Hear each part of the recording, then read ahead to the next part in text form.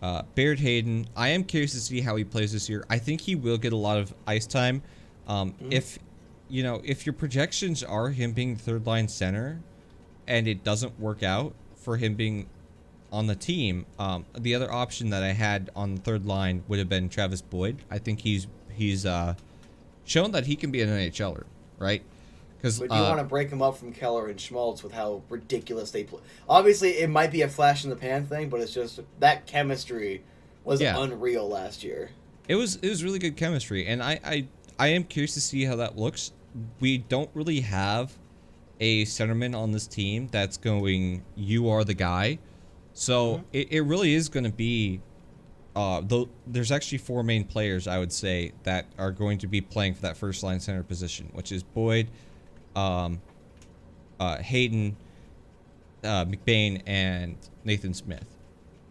We didn't really, I know it was a real short stint at the end of the season, but I really do think that Nathan Smith and McBain could be seeing top six time next year. Especially I really McBain. do believe it. I know it was a prospect game. All right, I know I have to calm down, and I know I have to nail in that context. Yeah. But he was a man among children. It was a prospect game, and I saw him pissed off.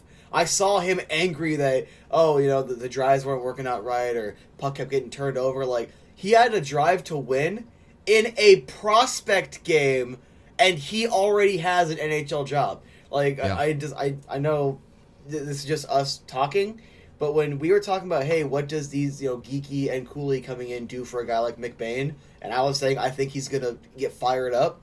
Look, it's too early to say definitively. I think we're already seeing signs that a guy like that has that fiery competitiveness in him.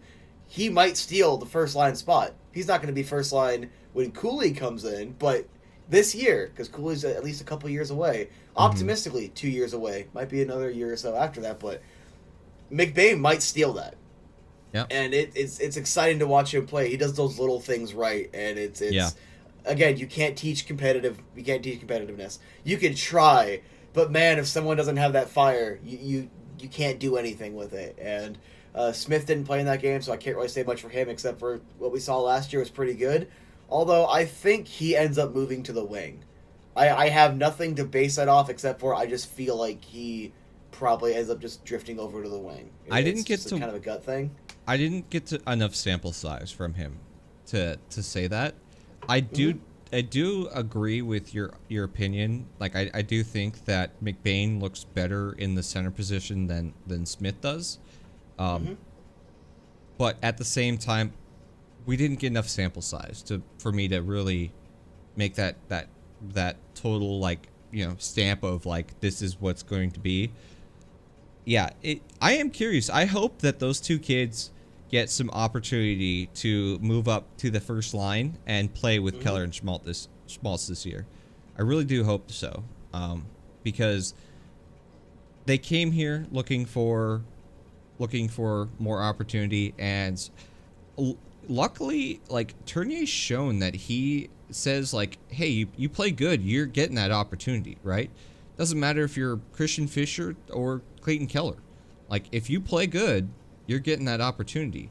So I hope that one of them can hop up there and maybe take that first line position from Boyd.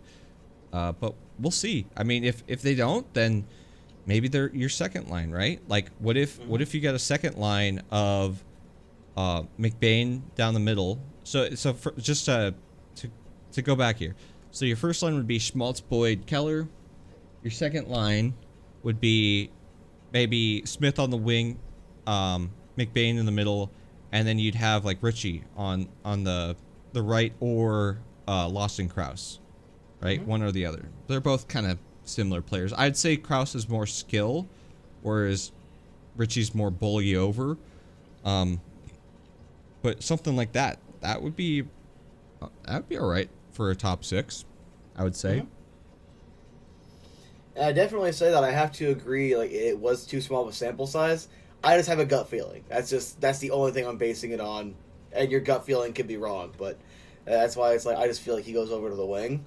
But I would not mind McBain at center, Smith on the wing, You could throw Krauser out there, see how he plays with them. But I want to see Michelli play with them. I want to see Michelli get a stint in the AHL first. Kind of get his confidence back up a bit and show improvement on those areas that he needed to work on last year. And then I want to see him play with McBain and Smith in the top 6 and just see where he's at. But throwing Krauser there, I think Ritchie works best in the bottom 6, only because of that bull you over kind of play set, and also the fact that Krauser is now a 20-goal scorer. You need to run with that while the iron's hot. Yeah, I mean, you also have Bjugstad and Cassian, right? Cassian's probably your fourth line guy, but Bjugstad's definitely can be a third line center as well. Like, we're missing Hayden out of that piece. I think we made the argument that Bjugstad listed as a winger means that he's probably more of a winger than a center. So maybe you put Hayden on the third line with Bjugstad and Ritchie. Right? That could be you got the skilled centerman to drive play through the middle, because let's not kid ourselves, like Hayden does have skill. Like he's not skillless. Like he's got good hands, he's got good vision. The problem is that he just hasn't been able to capitalize. And maybe we've seen him be put on skilled lines. Like he was centering Kraus and Kessel, right, for quite a bit of time. That's some pretty big skill. And if he can't work with those skill players, maybe he does need more physical players, guys who drive the net, guys who will just blow through you. And I mean, Bjugstad's not a little guy. Bjugstad's like 6'6" or something like that. He's a big body. And then you have Ritchie, who's also another big body. And Ritchie knows how to score. Like he can shoot the puck. So if you've got the skilled winger the skilled centerman down the middle, and he's just tapping off free backdoor passes to Ritchie or shooting for the pad for rebounders for Ritchie, and then Bjugstad's just blowing people up in the corner, it could work out. It makes a lot of sense.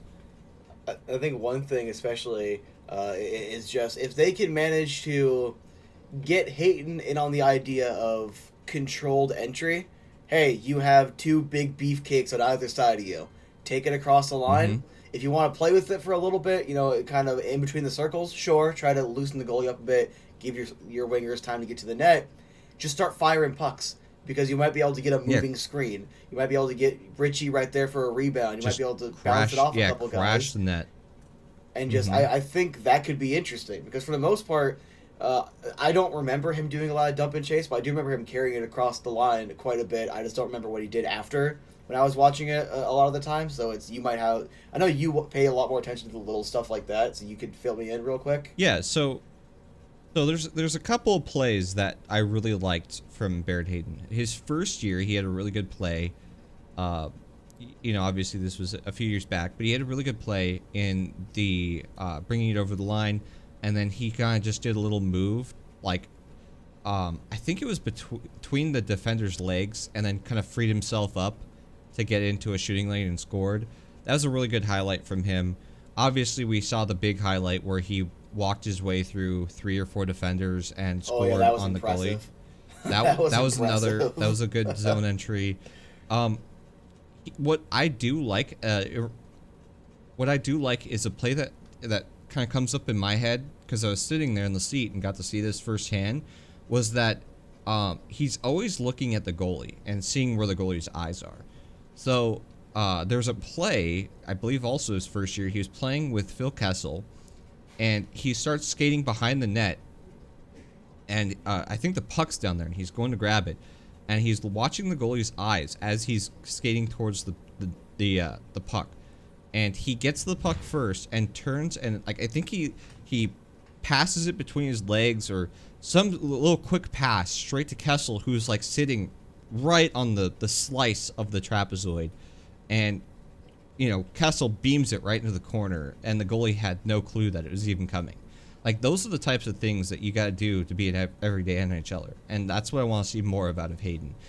When he got sent down and brought up, he was doing a lot of that stuff. He was doing a lot of paying attention, looking where people's eyes are, a lot of want and effort. I remember when he got sent down, came back up, it was either game 3 or game 4, where he had that unreal effort where he dug out the puck from a defense. Like he poked. There's a defenseman in the trapezoid with the puck. He like poked it into the corner, dug it out, and then just drove the net and scored. Right? That was a great individual effort as well. I do like the individual efforts. I want to see more of the team play aspect of it. I do think that he can be better with making passes. He doesn't use a lot of slingshot passes, which I think they should absolutely do with him because he has a lot of speed. Like defenseman up the boards, and then the winger passes it to the centerman, slingshotting him into from the neutral zone to the offensive zone. They did it once, and he got an unreal highlight goal, but they need to do it more often. I wouldn't even mind, honestly, even just for the first 5 or so games, just commit to it. Have him be the first line center. Have him play between Keller and Schmaltz. Yeah. Like, hey, Boyd, you're going to get your minutes. Obviously, he'll play third line maybe, but it's just, hey, we want to see what Hayton can do. No pressure of, hey, you're going to get bumped down the next game. Just do your thing and see what you can do with Keller and Schmaltz, because you take that same basic mindset. Keller's fast. He is a speedy wing. I think Schmaltz isn't quite as fast, but he still has some speed to him. So if you control entry, he wouldn't have to do that much playing around with the puck between the circles before you have someone open for a passing lane. Before, Schmaltzy, you probably can just shoot for the low glove side and see if Schmaltzy can put home a rebound, but you're also leaving a wide open lane on your left side where Clayton Keller, your speedy wing, you can do like a backhand pass to him, so you're looking one way, trying to fake him out. There's some things you could do depending on like what his supporting cast is, and I do want them to re-sign him at least for 2 years. I'm like, hey, have him under control for 2 years. If he doesn't work out, trade him next offseason. But I want to see what he can do, because we're seeing progress. It's just obviously kind of like with Stromer, it's not enough for the 5th overall. It's not enough for like Strome. He was criticized a lot because he's a 3rd overall pick, even though he did a lot of the little things right. But your brain doesn't care when you keep comparing, oh, well, who else was taken 3rd, who else was taken 5th? Like, your brain keeps expecting that. Yeah. So you're looking at it like, it's easy for you to just push it off to the side. Like, not you specifically, just people in general. It's easy to do that. Yeah.